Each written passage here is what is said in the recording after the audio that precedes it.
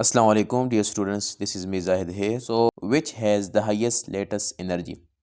So options हमारे पास है sodium chloride and potassium chloride. ठीक है, तो इसमें किसका सबसे ज़्यादा लेटेस्ट एनर्जी होगा?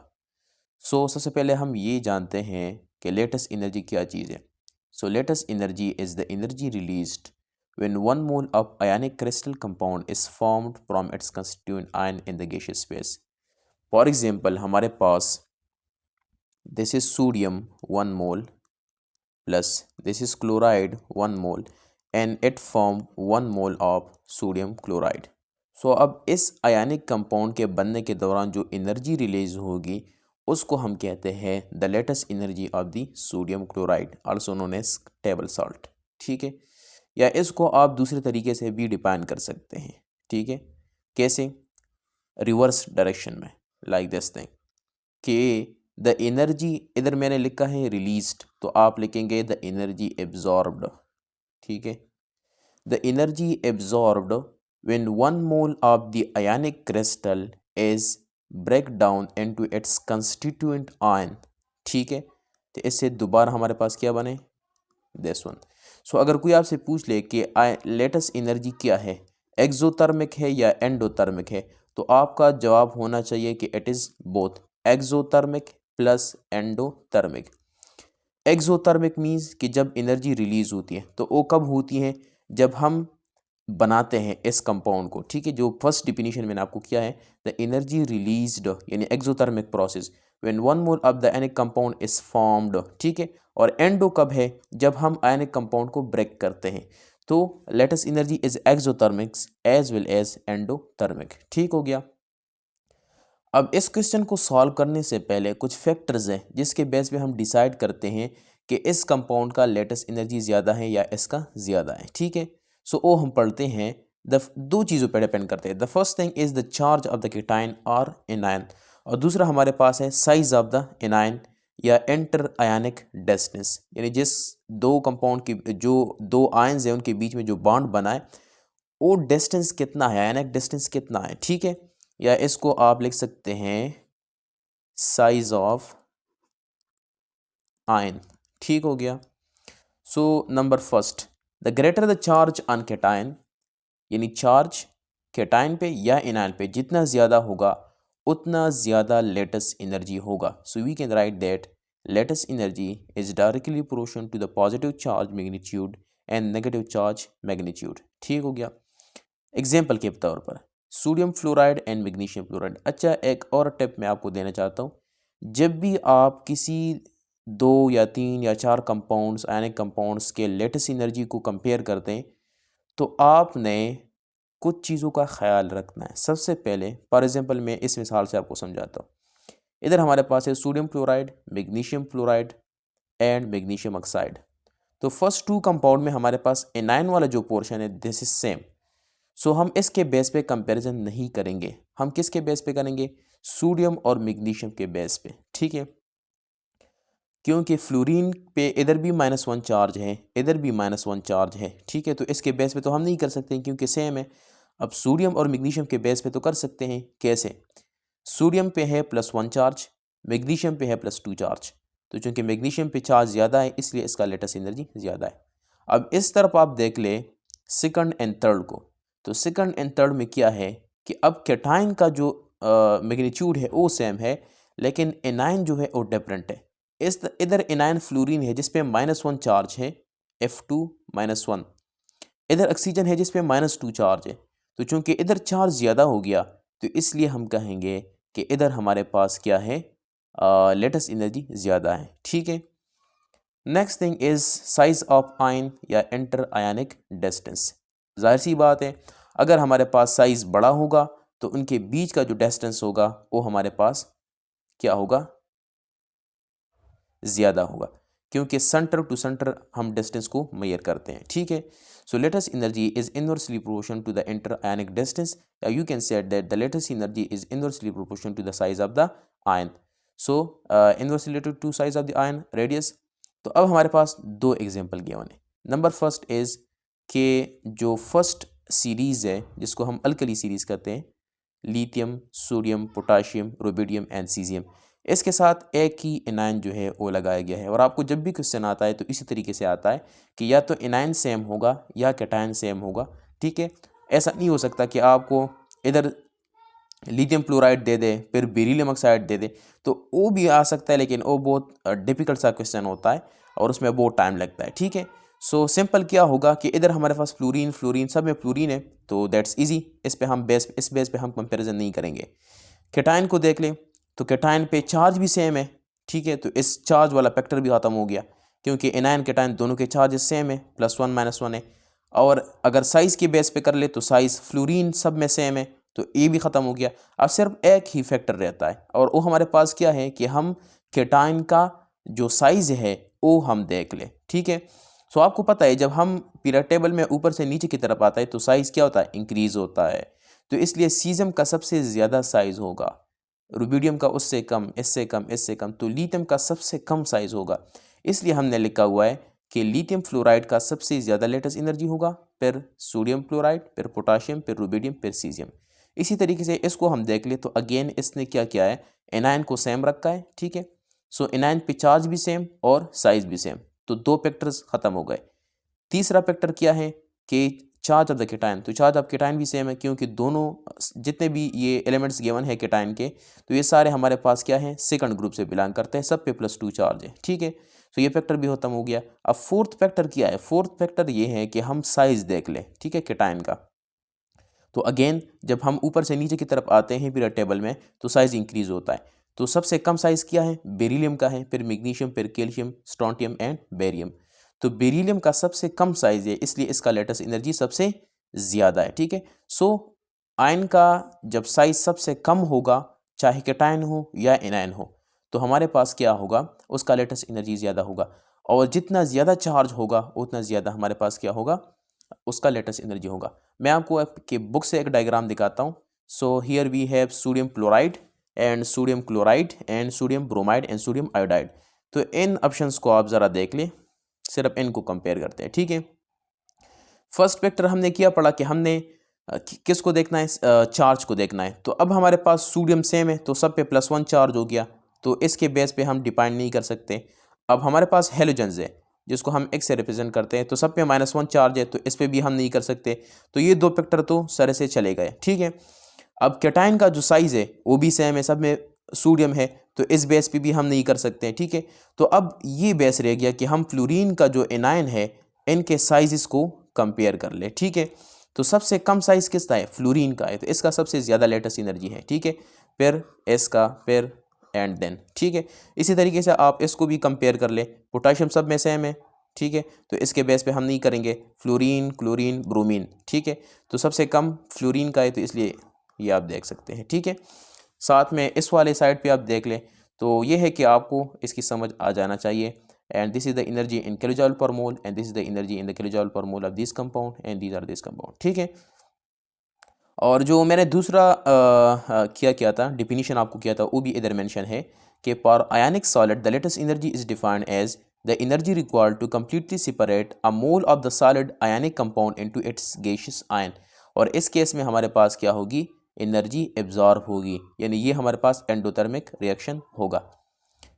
सो अब पढ़ते हैं which has the highest latest energy. तो sodium chloride, potassium chloride, chloride chloride same है, बात खत्म। सोडियम का साइज कम है क्योंकि ये टॉप पे आता है पीरियड टेबल में, तो इसलिए ए इज द करेक्ट ऑप्शन, ठीक हो गया। Next is the oxidation state of element in the pre state. तो ऑक्सीडेशन स्टेट पे बहुत सारे एमसीक्यूज आते हैं, तो इस टॉपिक को आपने डिटेल में पढ़ना है, मैं अभी समझा दूंगा भी आपको। सो द पीरियोडिक टेबल में हमारे पास जितने भी एलिमेंट्स हैं अगर वो फ्री स्टेट में होते हैं यानी अनकम्बाइंड स्टेट, सो इनका ऑक्सीडेशन स्टेट हमें क्या होता है, 0 होता है, ठीक है। सो आपने याद रखना है कि ऑक्सीडेशन स्टेट जितनी भी एलिमेंट्स है फ्री स्टेट में उनका 0 होता है, ठीक है। And this is the fundamental rule and chemistry, okay. For example oxygen है O2 फॉर्म में, hydrogen H2 form, N2 form, ठीक है। कोई भी एलिमेंट आप उठा ले, Cl2 हो गया, F2 हो गया, I2 हो गया, ठीक है, N2 हो गया, ठीक है। इसी तरीके से सल्फर जो है S8 फॉर्म में पाया जाता है, फास्फोरस P4 फॉर्म में पाया जाता है। तो आप जो भी एटम उठा ले, इसी तरीके से हीलियम, नियॉन, आर्गन आप उठा ले, तो सबका क्या होगा, ऑक्सीडेशन स्टेट 0 होगा, ठीक है। अब कुछ रूल्स पढ़ते हैं, जनरल रूल्स, जिससे बहुत सारे एमसीक्यूज आते हैं और इनको आपको पढ़ना ज़रूरी है। तो फ्री स्टेट में मैंने समझा दिया S0। मानो एटॉमिक आयंस, तो मानो एटॉमिक आयन कौन कौन से हैं और उनके क्या क्या चार्जेस हैं। तो जितना भी उसके ऊपर चार्ज लिखा होगा वही उसका क्या होगा, चार्ज होगा। फॉर एग्जांपल सोडियम पे प्लस लिखा है तो इसका ऑक्सीडेशन स्टेट क्या है, +1 है। इस तरह क्लोरीन पे -1 लिखा है, -1 लिखा है तो इसका ऑक्सीडेशन स्टेट क्या है, -1। ऑक्सीजन का पढ़ते हैं, आमतौर पे ऑक्सीजन का ऑक्सीडेशन स्टेट होता है -2, लेकिन कुछ कंपाउंड ऐसे हैं लाइक फर ऑक्साइड जिसमें इसका ऑक्सीडेशन स्टेट होता है -1 एंड सुपर ऑक्साइड में इसका होता है -1/2 यानी हाफ।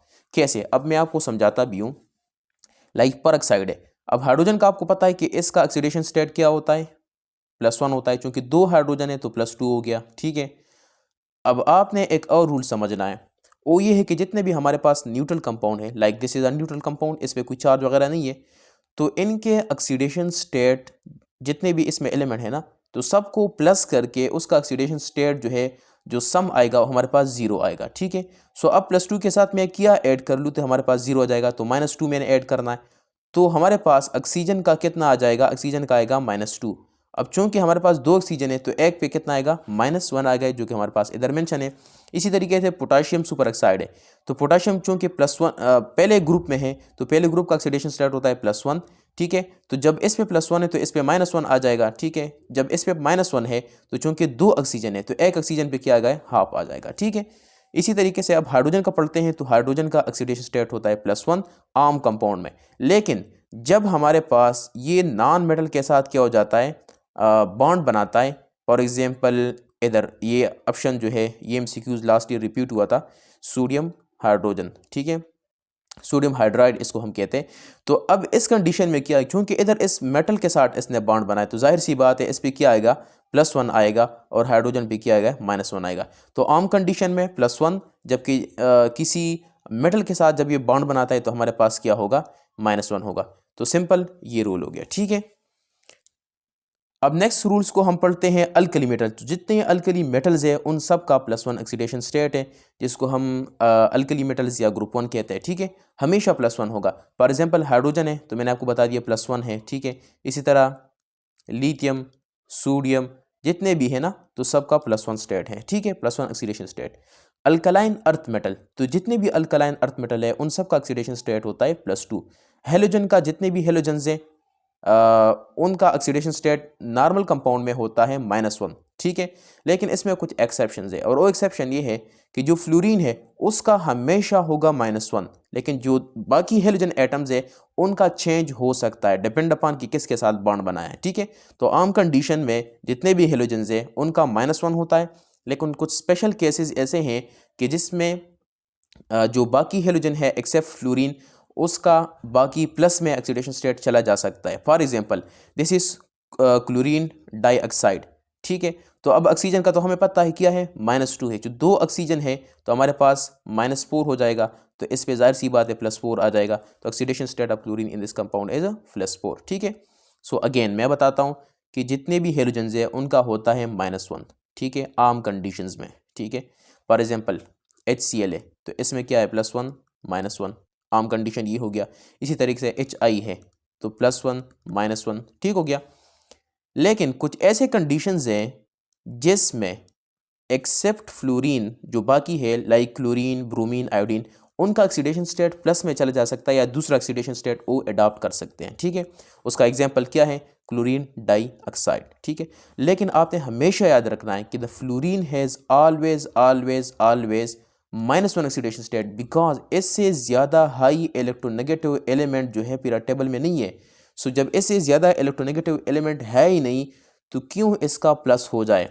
इधर क्लोरीन ऑक्साइड का क्यों +4 आ गया, क्योंकि ऑक्सीजन का जो इलेक्ट्रोनिगेटिविटी है वो क्लोरीन से ज़्यादा है। आपको पता है ना पीरियड टेबल के मोस्ट इलेक्ट्रोनेगेटिव एलिमेंट कौन से हैं, FON, सबसे ज़्यादा fluorine, then oxygen, then nitrogen, then इसके बाद क्लोरीन है। ठीक है, तो इस तरीके से, लेकिन फ्लोरीन और क्लोरीन का सबसे ज़्यादा है पीरियड टेबल में। ठीक है, next is sum of the oxidation state. मैंने बता दिया कि जो न्यूट्रल कंपाउंड्स होते हैं उनके ऑक्सीडेशन स्टेट का सम इक्वल होता है 0। फॉर एग्जांपल ये हमारे पास ये हमारे पास है H2O। अब मैं चाहता हूँ कि मैं हाइड्रोजन का ऑक्सीडेशन स्टेट निकालूँ, ठीक है, या वैसे करता हूँ। तो हाइड्रोजन का आपको पता है कि हमारे पास क्या है, +1 है, तो चूंकि 2 हाइड्रोजन है तो +2 हो गया। अब +2 के साथ मैं क्या ऐड कर लूँ ताकि मेरे साथ आंसर 0 आ जाए, ठीक है। तो इसके साथ जाहिर सी बात है -2 ऐड करूँगा, तो इधर हमारे पास +1 आ गया, इधर -2 आ गया, ठीक हो गया। और चूंकि 2 हाइड्रोजन है तो इधर 2 कर लिया, ठीक हो गया। तो ये जो रूल है उसका मतलब ये है कि इसका सम जो है 0 आएगा, ठीक है। अच्छा जी, compound with oxygen and fluorine bond. अब ये एक एक्सेप्शनल रूल है, मैंने ऑलरेडी आपको समझा भी दिया, लेकिन दोबारा। इन कंपाउंड विद फ्लोरीन, अगर ऐसा कंपाउंड आ गया जिसमें ऑक्सीजन और फ्लोरीन का बॉन्ड है, तो जाहिर सी बात है फ्लोरीन का इलेक्ट्रोनेगेटिविटी ज़्यादा है तो इस पर नेगेटिव चार्ज आएगा, जबकि ऑक्सीजन का इलेक्ट्रोनेगेटिविटी कम है, इसका पॉजिटिव चार्ज आएगा। क्योंकि जाहिर सी बात है एक कंपाउंड है तो इसमें एक नेगेटिव चार्ज होगा, दूसरे पे पॉजिटिव चार्ज होगा। यानी कंपाउंड तो इस तरह नहीं बन सकता कि दोनों पे नेगेटिव चार्ज आए, इधर फ्लोरीन है, इधर क्लोरीन है, इधर फ्लोरीन है, तो जाहिर सी बात है फ्लोरीन का इलेक्ट्रोनेगेटिविटी ज़्यादा है, क्लोरीन का कम है, इस तरह कंपाउंड बन भी नहीं सकता। लेकिन आपको सिर्फ समझाता हूँ, इस पे नेगेटिव आएगा, इस पे पॉजिटिव आएगा। सो जब भी एन कंपाउंड बनता है तो वो आयन से बनता है, और आयन्स हमेशा उसमें पॉजिटिव नेगेटिव होंगे, सिर्फ पॉजिटिव सिर्फ नेगेटिव आयनिक कंपाउंड नहीं बना सकता, ठीक है। सो ऑक्सीजन पे पॉजिटिव चार्ज आ रहेगा, फॉर एग्जांपल OF2 है, ठीक है, तो OF2 में फ्लोरीन मोर इलेक्ट्रोनेगेटिव है तो इस पे -2 चार्ज आएगा, क्योंकि हमने पढ़ा कि फ्लोरीन पे हमेशा हमेशा -1 होता है। क्योंकि 2 फ्लोरीन है तो -2 आ जाएगा, और ऑक्सीजन पे क्या आ जाएगा, +2 आ जाएगा, ताकि उसका सम क्या हो, 0 के बराबर हो। So oxygen has oxidation state of +2, ठीक हो गया। अच्छा, एक और रूल मैं आपको समझाता हूँ। Sum of the oxidation state of the neutral atom हमारे पास किस चीज़ के बराबर है, 0 के। लेकिन sum of the oxidation state in the ionic compound वो हमारे पास बराबर होता है the charge present on them. For example हमारे पास है SO4-2, ये हमारे पास एक आयन है, ठीक है। अब मैं चाहता हूँ कि सल्फर का ऑक्सीडेशन स्टेट में निकालूँ, तो सल्फर के लिए मैं लिखता हूँ X, कि S का ऑक्सीडेशन स्टेट X है, प्लस अब ऑक्सीजन हमारे पास कितने हैं, 4 है, और एक ऑक्सीजन पे होता है -2 चार्ज, इक्वल टू -2। क्यों -2 लिखा, क्योंकि इसके ऊपर जो चार्ज है वो -2 है, ठीक है। अब x अपनी जगह, ये हो जाएगा -8 इज इक्वल टू -2। अब x हो जाएगा -8, इस तरफ आ जाए तो हमारे पास +8 बन जाएगा, और +8 और -2 हमारे पास बन जाएगा 6। तो इस कंपाउंड में जो आयनिक कंपाउंड है जिसमें -2 चार्ज है, इसमें सल्फर का ऑक्सीडेशन स्टेट क्या है, 6 है, ठीक है। अच्छा जी, नेक्स्ट क्वेश्चन हमारे पास है SN2 is which order reaction. So SN2 stand for by molecular, क्योंकि 2 लिखा हुआ है, ठीक है, मैंने पिछले लेक्चर में भी बताया था। By molecular nucleophilic substitution reaction which is second order reaction. This means that the rate of the reaction depend upon the concentration of both nucleophile and the substrate. और इसका जो मैथमेटिकल फॉर्म है वो हम इस तरह लिख सकते हैं कि rate is equal to K nucleophile into concentration of the alkyl halide, ठीक हो गया। तो हमारे पास K क्या है, रेट कांस्टेंट है, nucleophile is the concentration of the nucleophile, और जो Rx है this is the concentration of the X। ये जो ब्रैकेट्स है इसका मतलब होता है कंसंट्रेशन, ठीक है। सो अब ये हमारे पास इसका मैकेनिज्म है, तो इसमें क्या होता है कि this is this is nucleophile, जो लिविंग ग्रुप है, लिविंग ग्रुप भी एक न्यूक्लियोफाइल होता है ना, तो this is the leaving group. So nucleophile हमेशा अटैक करेगा उस साइड से जिधर लिविंग ग्रुप ना हो। लाइक सिंपल अल्फाज में कह दूँ तो nucleophile will attack from the side opposite to the leaving group. So this is the leaving group and this is this one. तो अब इसमें आप देख सकते हैं कि हमारे पास एक ट्रांजिशन स्टेट है, ठीक है।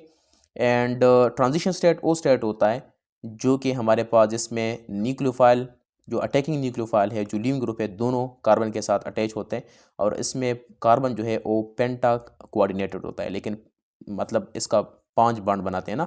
सो वैसे तो कार्बन का 4 बॉन्ड बन सकते हैं मैक्सिमम, लेकिन ये ट्रांजिशन स्टेट ऐसा स्टेट है जिसमें कार्बन जो है पेंटा कोऑर्डिनेटेड है, लाइक इसने 5 बॉन्ड जो है वो बनाए हुए हैं, ठीक है। सो एक और MCQ मुझे याद आ गया जो कि बार बार पूछा जाता है कि ये जो रिएक्शन है SN1 SN2 सॉरी, ठीक हो गया। सो SN2 जो रिएक्शन है इसमें कितने ट्रांजिशन स्टेट हैं, तो आप देख सकते हैं this is only 1 transition state, ठीक है। और SN1 जो कि 2 स्टेप मैकेनिज्म है उसमें हमारे पास 2 ट्रांजिशन स्टेट्स है, ठीक है। तो ये MCQ भी आपने याद रखना है। So here is the transition state. Transition state के बाद क्या होगा, न्यूक्लियोफाइल अटैच हो जाएगा, तो this is the nucleophile, this is the compound, primary alkyl halide and this is the X।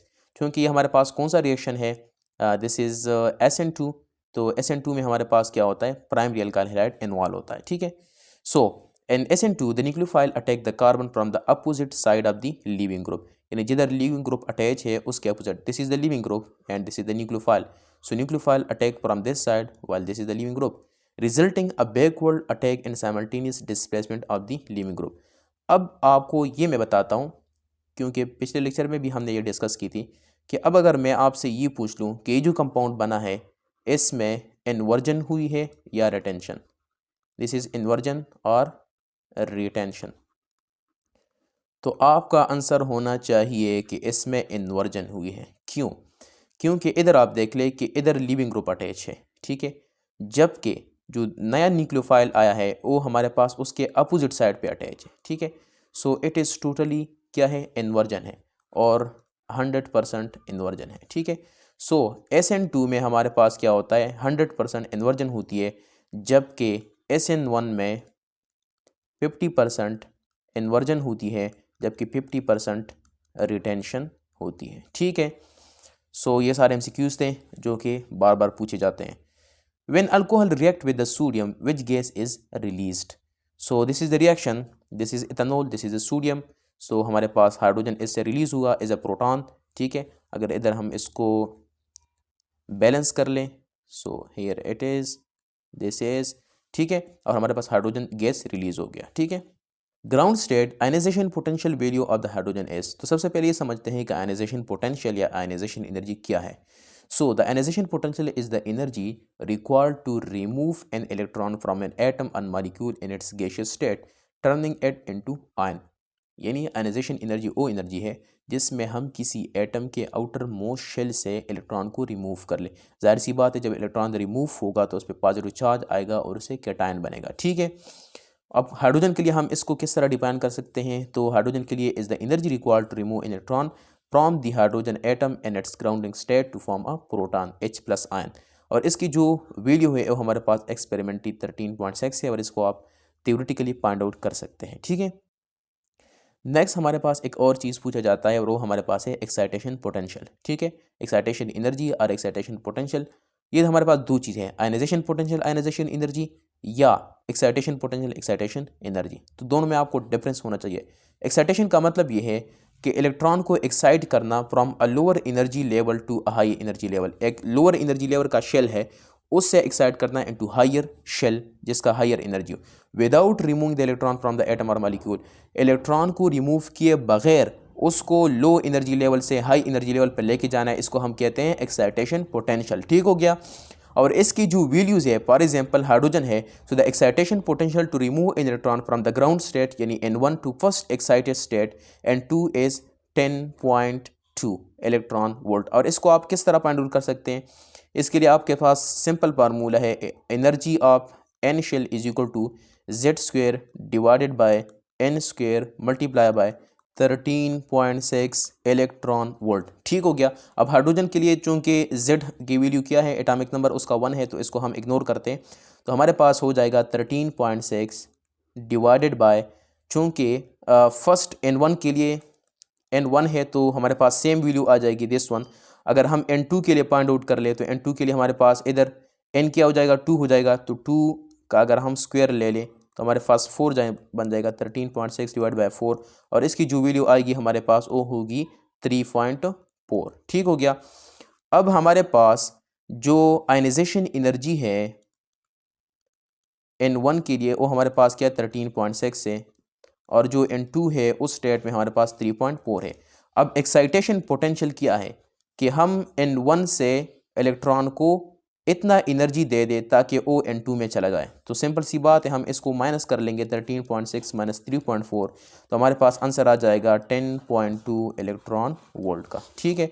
So this is our correct option. अच्छा dear student, अगर आप लोग FNS के लिए ऑनलाइन प्रिपरेशन करना चाहते हैं तो हम आपको प्रोवाइड कर रहे हैं 100% टेस्ट पासिंग गारंटी कोर्स, ठीक है, जिसमें हम आपको प्रोवाइड करेंगे रिकॉर्डेड लेक्चर्स। इन लेक्चर्स में आपको 13 टाइप्स के वर्बल के लेक्चर्स मिलेंगे जिसमें मोस्ट रिपीटेड MCQs होंगे। इसके साथ नॉन वर्बल के लेक्चर्स आपको मिलेंगे, एकेडमिक के लेक्चर आपको मिलेंगे, एंड पर्सनालिटी जो आपका टेस्ट होता है उसके लेक्चर्स आपको मिलेंगे, ठीक है। यानी आपके एफएनएस के इनिशियल टेस्ट में जो 4 टेस्ट होते हैं, verbal, non verbal, academic, personality test, उनके रिकॉर्डेड लेक्चर्स आपको मिलेंगे, उनके नोट्स आपको मिलेंगे, साथ में आपको मॉक टेस्ट भी मिलेंगे, ठीक है।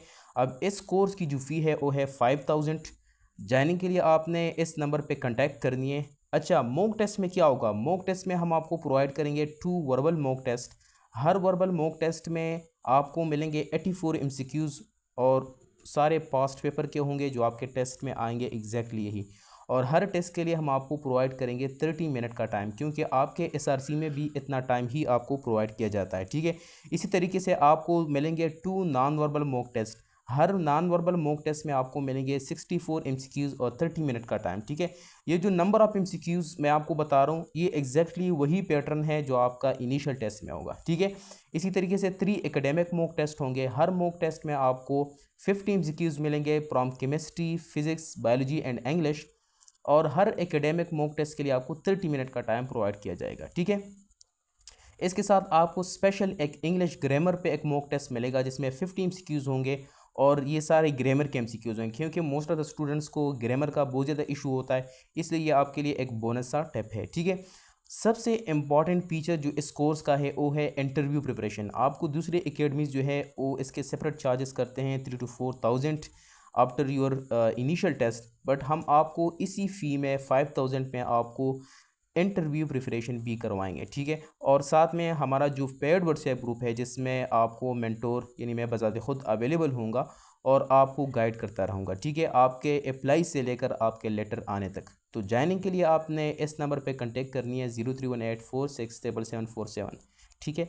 तो जैसे ही आप कांटेक्ट कर देंगे हम आपको कोर्स की डिटेल्स वगैरह और किस तरीके से ज्वाइन करनी है वो बता देंगे, ठीक है। Which one has the highest ionization energy? तो ऑप्शन हमारे पास है sodium, potassium, aluminium and magnesium. तो this is the periodic table, और पीरियोडिक टेबल में आयनाइजेशन एनर्जी इंक्रीज होती है from left to right along the period, ठीक हो गया, अलॉन्ग द ग्रुप, सॉरी।